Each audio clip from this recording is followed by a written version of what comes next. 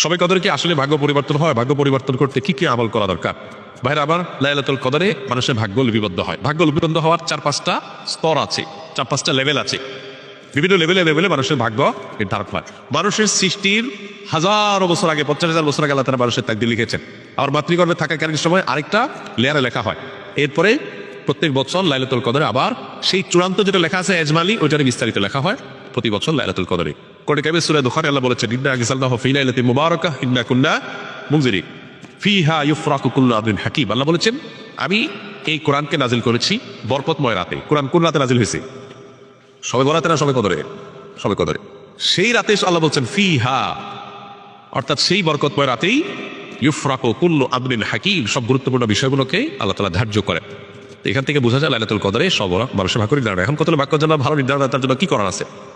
সবচেয়ে বড় করা হলো ঈমান এবং তাকওয়া অবলম্বন করা। আল্লাহ বলেছেন যে ওয়ালাউ আন্না আহলাল কুরআন আমানু ওয়াত্তাকাউ লাফাতাহনা আলাইহিম বারাকাতিম মিনাস সামা। কোন জনপদের মানুষ ঈমান আর তাকওয়া আনলে আল্লাহ তাআলা বলেন আসমান থেকে বরকতের সব দুয়ারগুলো উন্মোচন করে দিবেন। আপনার ভাগ্যে ভালো কিছু লেখা হোক চাইলে আপনার ঈমান আমলের চর্চায় এগিয়ে যেতে হবে। আমাদের দেশে মানুষ সব রাতে মসজিদে ভিড় করে, সারা বছর নামাজ কালামের খোঁজ খবর নেই, সব রাতে মসজিদে এসে ভিড় করছে কেন? ভাগ্যে যেন ভালো কিছু লেখা হয়। একজন চেয়ারম্যান সরকারের কাছ থেকে রিলিফ পাইছে বা জনগণকে বন্টন করার জন্য জিনিসপত্র পাইছে, তো চেয়ারম্যান সাহেবের পাতি যে সমস্ত নেতা আছে বা চেলা চামচা আছে, সহযোগী আছে, এরা ভাগ নিতে আসছে। এক চামচা নির্বাচনের আগেও ছিল না, পরেও ছিল না, ভোটের সময় ছিল না, পরেও ছিল না, কোনো কিছুতে নাই। এখন যখন সরকারি চাইলে এসে হাজির হয়ে গেছে, গম এসে হাজির হয়ে গেছে, সে এসে ভাগ নিতে হাজির হয়ে গেছে। কি বলেন, এ পাবে ভাগে?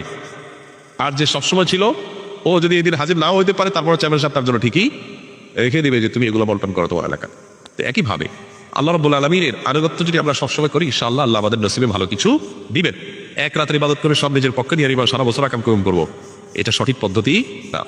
দ্বিতীয়ত হলো লা ইয়ারুদ্দুত তাকদীর ইল্লা দুআ। দোয়া এমন একটা হাতিয়ার যে আল্লাহ তাআলা তাকদীরের দুইটা পার্ট আছে, একটা গায়রে মুবরাম, একটা মুবরাম, একটা চূড়ান্ত, একটা অচূড়ান্ত। অচূড়ান্ত তো আমাদের দৃষ্টিতে, আল্লাহ দৃষ্টিতে সেটাও চূড়ান্ত। আল্লাহ জানেন যে আমরা সেটাকেও দোয়া করে পরিবর্তন করে নিব।